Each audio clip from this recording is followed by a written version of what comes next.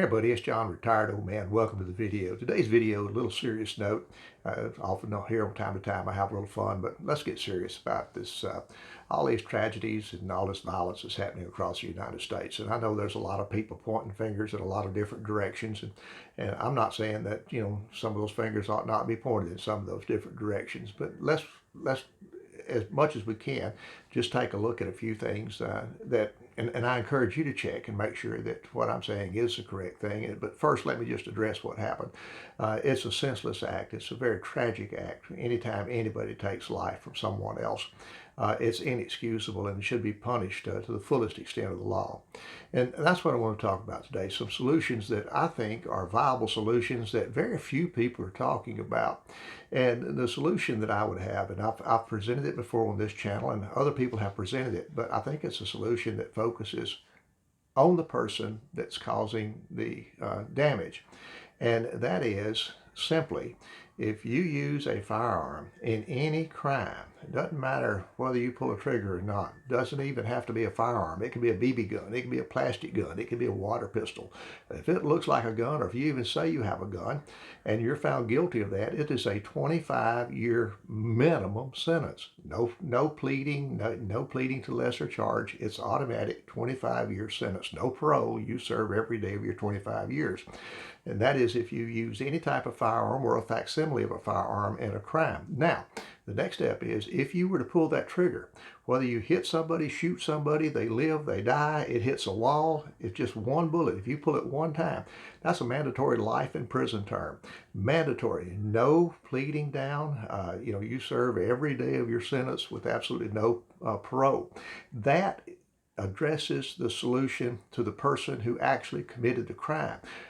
All this other stuff, I don't think we'll ever get past it when you're talking to someone who has, there's millions and millions and millions of firearms in the United States. There's millions and millions and millions by far.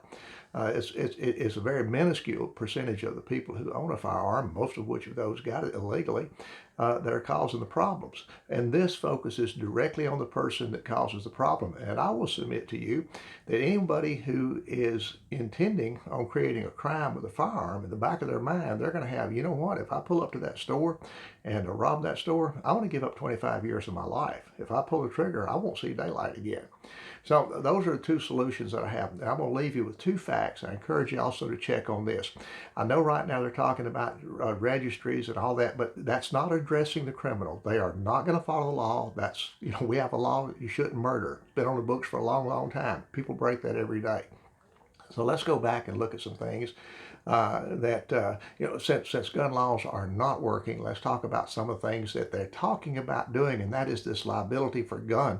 And you hear it all over the news that gun manufacturers are immune from liability. No, they're not. They're not. They have the same responsibility as the car maker, a toaster maker, a television maker.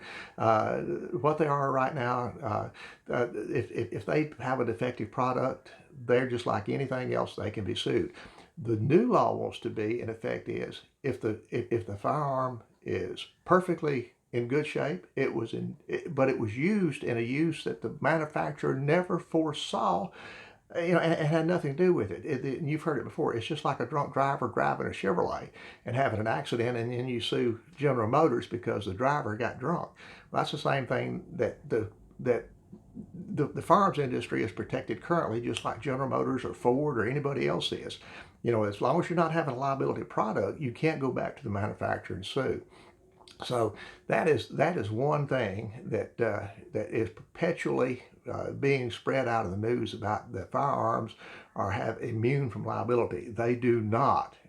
What they're trying to do is essentially put the manufacturer out of business.